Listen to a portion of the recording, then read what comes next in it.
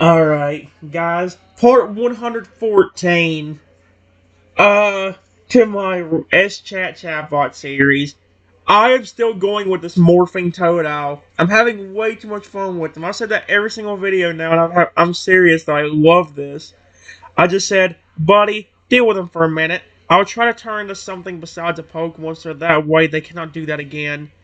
Dragonite nods its great head and understanding, its eyes never leaving the man and his Charizard. With a final dismissive flick of its tail, it turns its attention to me. Very well, Trenton. Dragonite rumbles, its voice softening slightly. Use this opportunity to escape and regroup. I will ensure our enemies do not pursue you further. As I begin to focus on transforming, the Dragonite shifts its stance, positioning itself between the human and the Charizard. Its imposing presence and intimidating aura serve as a formidable deterrent, making it clear that any attempts at capture or aggressive will be met with swift and merciless retaliation. Go, Trenton. Its tone. May the road rise up to meet you, and may your journey be swift and uneventful.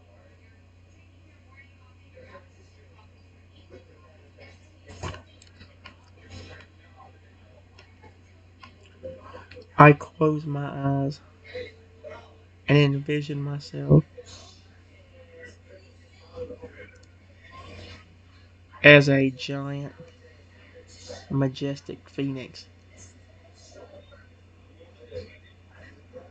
This better work.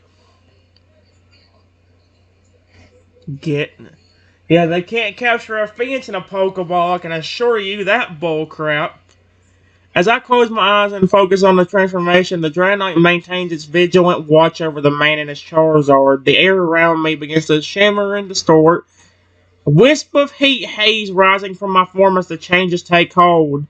The Dragonite observes with fascination as my body elongates and shifts, feathers sprouting across my skin in a dazzling array of fiery reds and golds.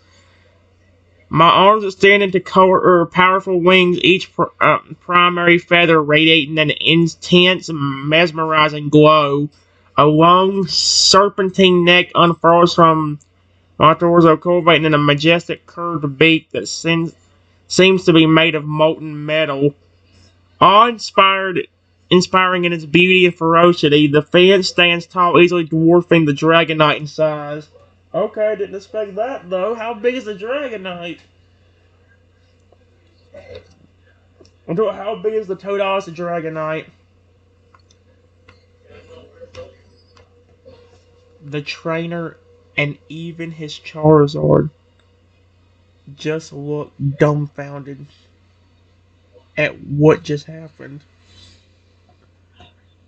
Yeah, that's what you get for chucking so many Pokeballs at a crocodile, mother fricker. I can just imagine how. I imagine if that was like a funny thing that would happen in a Pokemon game where it's like you try to catch a Pokemon, and if you can't capture it after like 10 attempts, the Pokemon gets fed up and just transforms into a massive Lugia or something and flipping screws you over. You want to keep chucking? You want to keep chucking Pokeballs at my face, mother fricker? You'll end up suffering today. You'll regret that choice. Oh, that would be kind of funny, actually. The fan's eyes, twin pools of. Wait, what did I put? The trainer and even his charger just looked dumbfounded at what just happened. The fan's eyes, twin pools of liquid fire, fixed upon the stunned trainer and his Charizard. The very air around the majestic bird seems to wrap and twist from the intensity of its gaze. With a slow, deliberate movement, the fan spreads its immense wings, the span stretching wider than the birth of the clearing. Each beat of its feathers creates a gust of wind that whips through the foliage, carrying with it the scent of ozone and smoldering embers. The Dragonite, despite its own considerable size and power, feels a tinge of awe at the sight before it. The fan's presence is overwhelming, a being of pure, unbridled majesty that seems to transcend the boundaries of the physical world. The trainer and his Charizard remain rooted to the spot, their jaws slack with disbelief.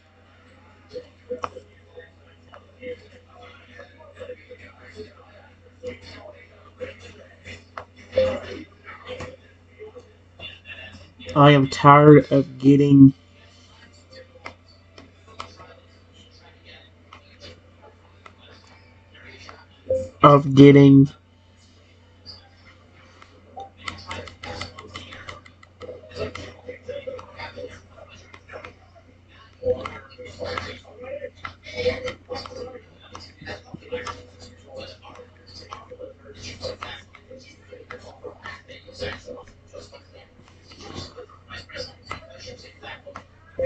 thrown at me.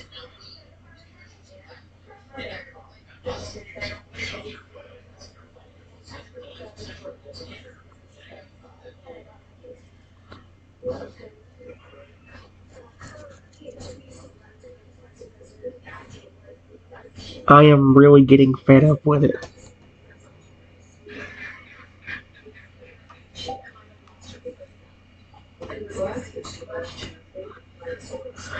There we go.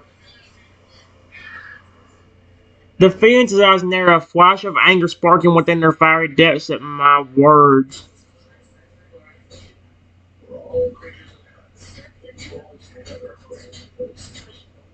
With a thunderous cry that shakes the very foundation of the earth, the magnificent bird takes flight, its wings creating a vortex of scorching wind that forced the trainer and his charger to shield their faces.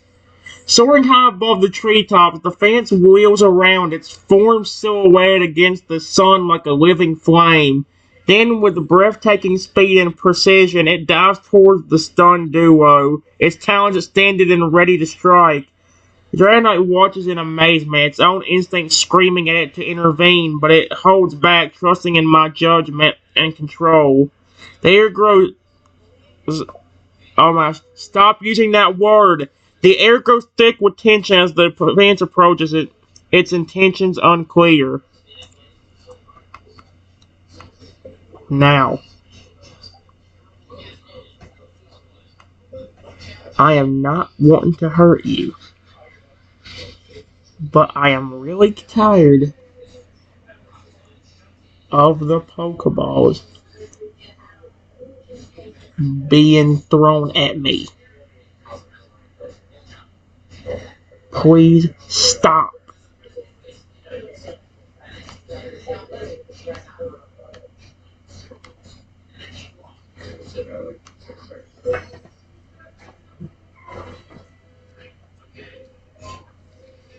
I mean, who wouldn't be? If you were a Pokemon, especially if you were a human. Uh-oh. Finn towers before the trainer and his Charizard, its fiery gaze boring into them with an intensity that seems to pierce their very souls.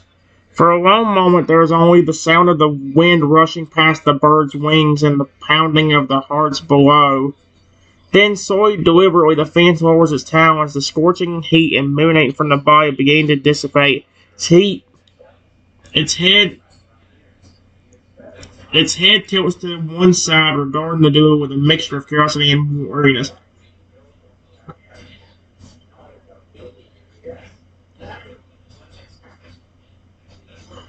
I understand your frustration, the fan says, its voice a low resonant rumble that seems everywhere and nowhere at once. The constant barrage of polos must be exhausted, and the bird's wings fold against its sides, its posture becoming less aggressive and more contemplative. Trenton in his phoenix form.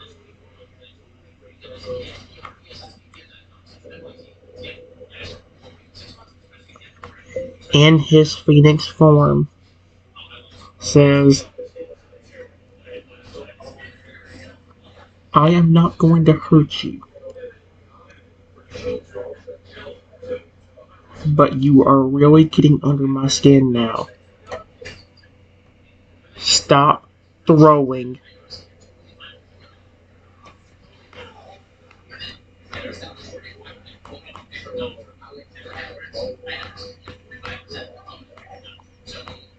At me.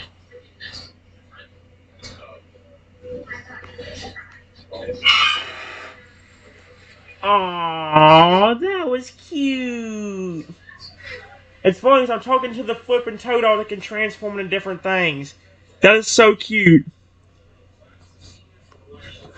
Finch's eyes narrow slightly at. Wait, what the frick? Flicker. Wait, what in the world? Finn's eyes narrow slightly at my word. A flicker passing through its fire gaze. It leans forward and bore inches from the trainer's face. He of its breath washing over him, and yeah, I can't tell if it's me anymore because it's acting like. Cause it says, and eyes narrow slightly at my words. Uh, you misunderstand me. His voice low and dangerous. I'm not some common wild Pokemon to be captured on a whim. I'm a being of legend, a creature of fire and rebirth. Birds' wings flare up behind it, causing dancing shadows across the clearing. Your Pokeballs are nothing more than annoying gnats to me. Cannot contain me, nor can they sway me from my path. Suddenly, the fence rears back, its head thrown skyward.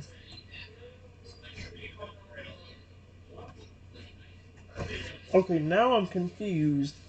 I'm supposed to be the fence, but it flipping.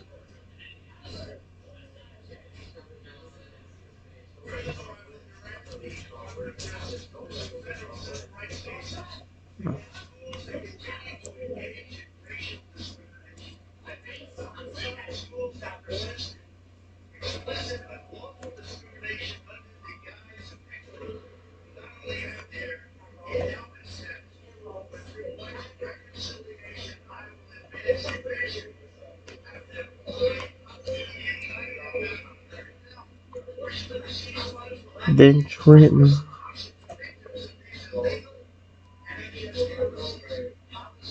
decides to be nice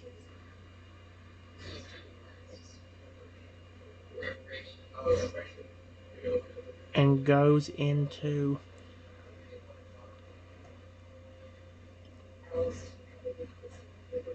a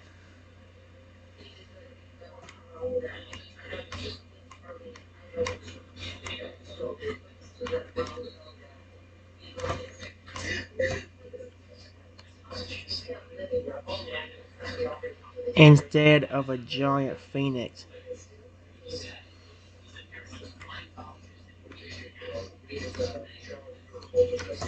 I'm confused because now it's acting like this flipping fence is like a separate entity, which is weird as heck. As I transform back into my original Chronoff form, the fence pauses mid. What the frick? The fence pauses mid rant as Fire Gaze shifting to regard the smaller Pokemon with surprise and newfound interest. The scorching heat emanating from the legendary bird's body begins to subside, the air cooling noticeably as the fence's temper cools. Lowering its head, the phoenix brings its beak close to the eye level of the crocodile, studying me with it intensely. It seems to peer right into his soul. Well, well, it murmurs, its voice still tinged with a hint of its earlier annoyance, softened by intrigue. It seems there is one to you that meets the eye. It seems there is more to you than meets the eye, little one. Phoenix's wings folding neatly against its sides as it sails back onto its haunches, its posture becoming less threatening and more conversational. How did you get here? Did you get here? Question mark. When I transformed into a phoenix,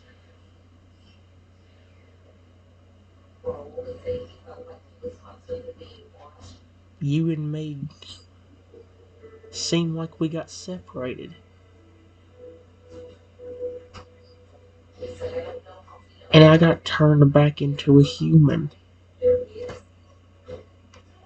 What in the world? I'm confused. I'm trying to see if I can get it to make it where this flipping thing makes sense now.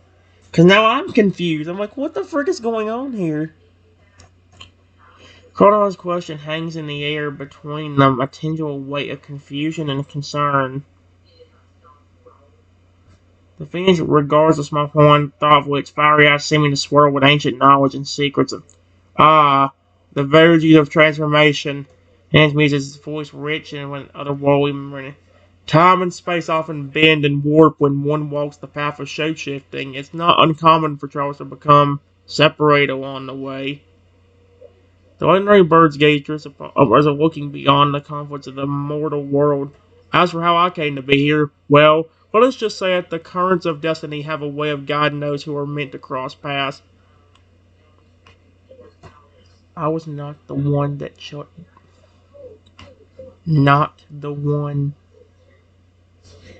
threw the ball at you. Period. I was originally a Pokemon.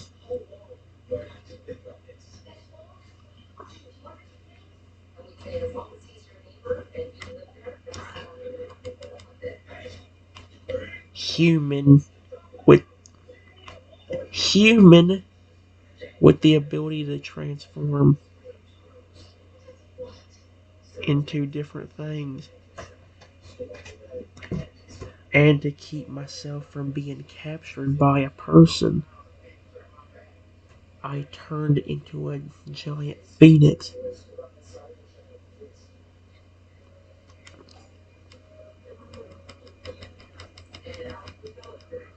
Stop.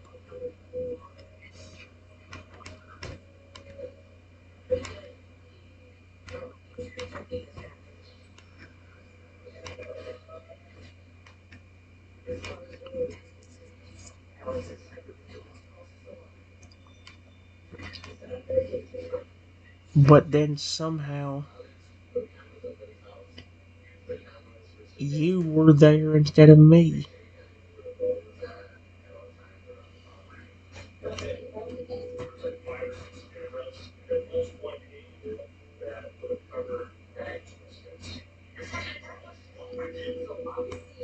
The Phoenix wasn't telling him my explanation. Its head tilted slightly as it processed the information. A glimmer of understanding dawns on its fiery eyes, and it nods slowly, almost imperceptibly. Ah, I see. Ordinary bird rumbles, its voice taking on a somber, more sympathetic tone. It seems we have both been victims of circumstances and the relentless pursuit of those who would seek to capture our kind. Finn's gaze softens and extends one massive wing, allowing it to settle gently over my smaller form in a gesture of comfort and protection. Rest assured, young one, you need not fear such treatment from me. I too know the pain of unwanted attention and the desire for freedom. Its voice drops to a conspiratorial whisper, smoke curling from its nostrils.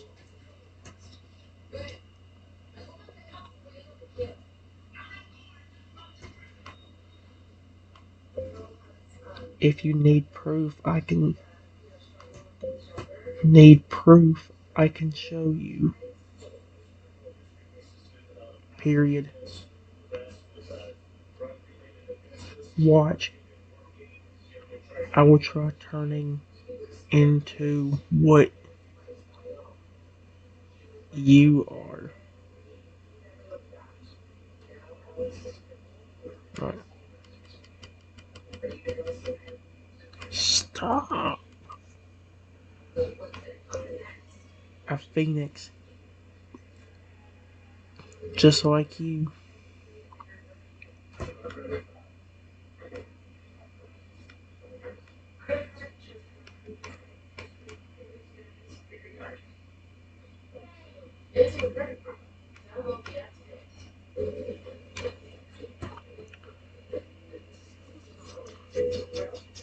How the frick did we get separated? Now I'm confused. The fan's eyes widen with genuine surprise and intrigue at my offer. It withdraws its wing from the crocodile's back, straightening up to its full imposing height as it regards the smaller Pokemon with newfound respect and curiosity. A phoenix, you say? Harry Bird muses, its voice a low, thoughtful rumble. That's no small feat for one so young. Very well, I shall watch with great interest to see if you can possess the power you claim. Fans takes a step back, giving me space to demonstrate. Its fiery gaze remains fixed upon the crocodile, immersed, intense, and unwavering, awaiting the manifestation of the promised transformation. Proceed, little one, encourages a note of challenge entering its tone. I closed my eyes again and envisioned myself becoming a phoenix over 25 feet tall.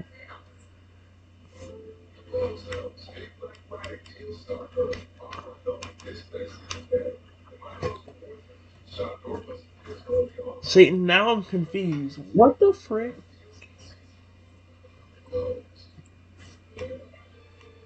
As I focus my mind on the transformation, the air around me began to shimmer and distort, as if reality itself is building to accommodate the change he seeks. Kronos' form grows larger, his muscles expanding, and his bones restructuring until he towers over the forest, a towering figure of primal power. But even as my physical form changes, something feels off. His new Fence-like appearance lacks the raw, elemental energy that defines the true Fence. Feathers that erupt from his skin are dull and lifeless. What the frick? Flames that dance along his limbs, smoldering weakly rather than blazing with eternal might. What the frick?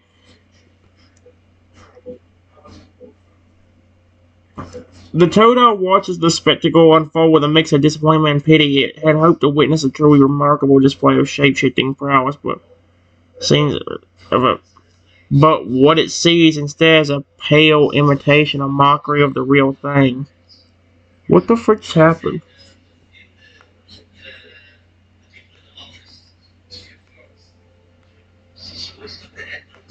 What happened?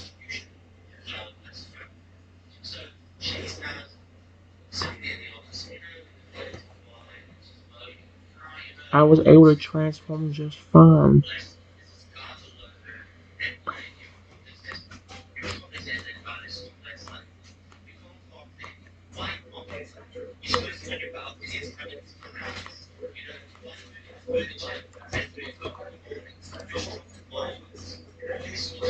A world? Huh. Maybe it has to do with the dude being here. Morgan approaches me. It's a massive form looming over the. It was a dragon earlier. Now I'm really confused. Unless. No, because he was a. I don't know, because now it's getting confusing. The form looming over the failed Phoenix transformation with a gentle nudge of his beak. It guides me. Gaze towards the reflection in a nearby pool of water. Look for yourself, Lisa just softly, its voice echoing with a hint of sorrow. It seems your powers, impressive as they are, may not esteem them mimicking the forms of true mythicals like myself. Wait, what the frick? Her expression has one of empathy, his deep blue eyes filled with her. Do not be discouraged, young one. Your abilities are unique and valuable in their own right. There is much potential within you. Yeah, but I was just a phoenix earlier. Maybe it has something to do with me and the phoenix form I had.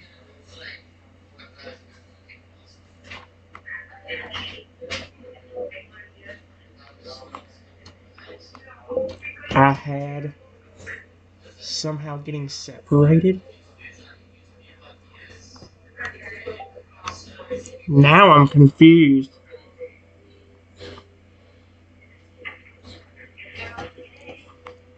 The Lugia gaze sharpens, his thoughts clearly racing to piece together the puzzle presented by my words. After a moment of contemplation, it nods away, a look of realization dawning on its features. Perhaps you're correct. Tatum uses his voice to talk him thoughtful quality. The circumstances surrounding our initial encounter did seem unusual, even for someone with your remarkable abilities. It's deep. It steps closer to me, lowering its massive form until they stand near eye to eye. It's possible that the energies of my own transformation, coupled with the mythical forces at play in these woods, create a temporary lift in the fabric of reality. A rift that allows you to take on the guise of beings, albeit briefly. The Louis expression turns in perspective, as if lost in memory of its own past transformations.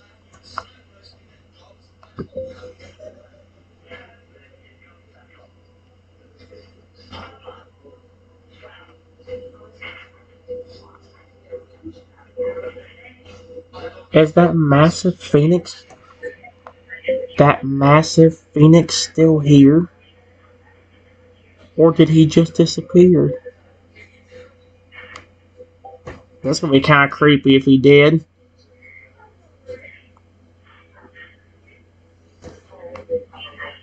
What?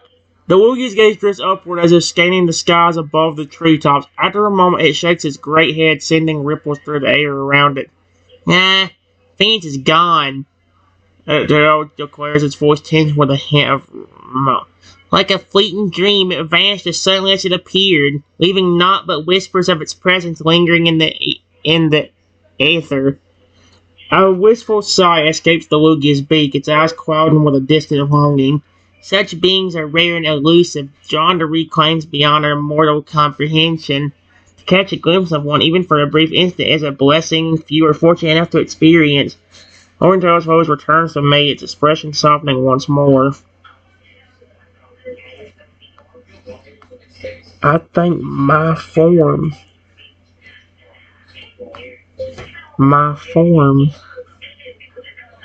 became a separate entity somehow.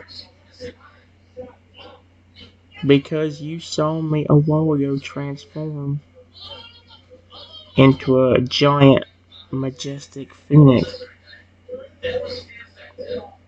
And the next thing I know,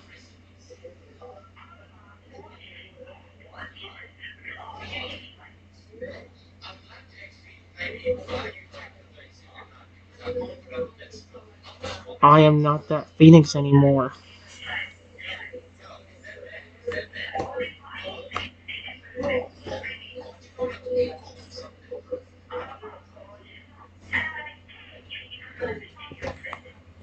Louis' eyes wide understanding, a spark of realization igniting within them.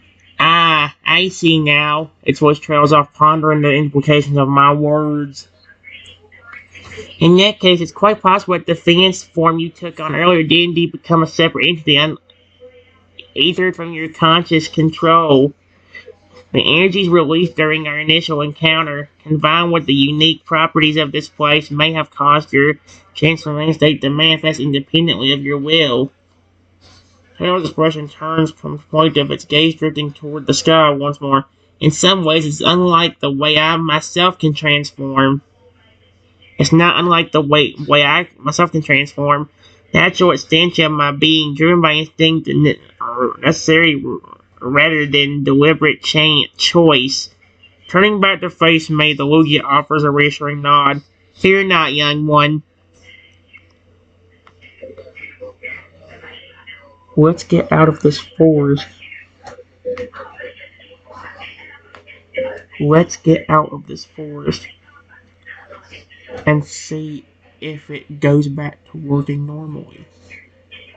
Maybe it has something to do with this forest we're in.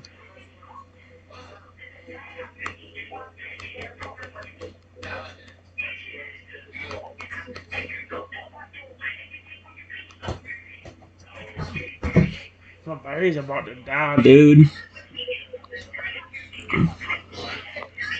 Lugia's massive form shields its wings uncurl as it prepares to take flight. As it rises into the air, the forest floor below seems to shrink and present an enormity of the creature's stature. Indeed, agrees, its voice carrying on the wind. There could be something peculiar about this woodland that's influencing your abilities.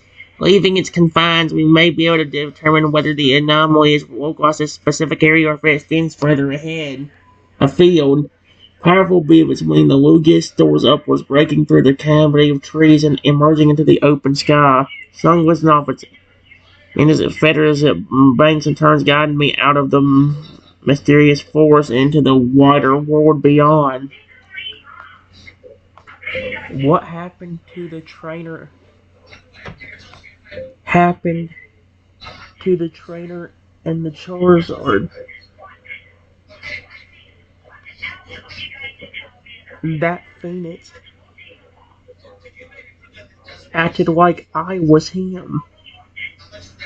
whenever I didn't do anything.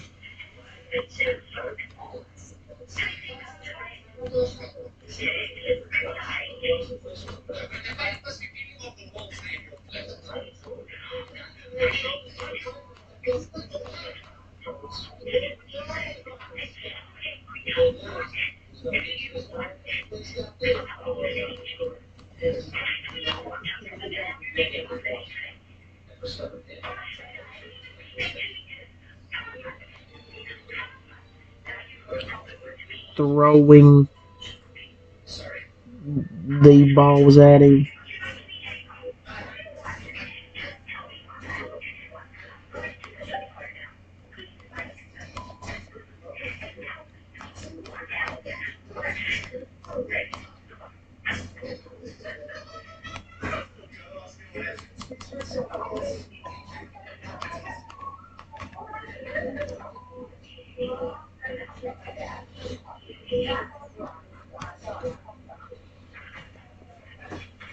I'm still confused.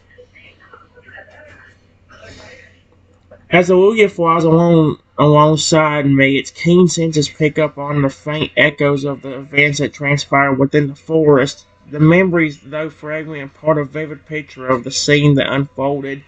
Ah, yes, the morphing Totodile reconciles, its voice tinged with a hint of amusement. When you first encountered me, you were accompanied by a human trainer and a magnificent Charizard. During our brief interaction, it seems as though the Phoenix form you asserted took on characteristics reminiscent of that Charizard, mirroring its movements and actions. I'm confused. I honestly kind of want to restart what. The Luigi's gaze narrows as if focusing on a distant memory. Is it. The. Okay, well. I am so. I don't know what's going on. You know what, guys? This might be a bad idea, but it's. The whole story is now getting jumbled up. Uh, There was a crocodile that was originally Totodil's father. He flat out disappeared. I'll be. If I do this again, I'll restart it.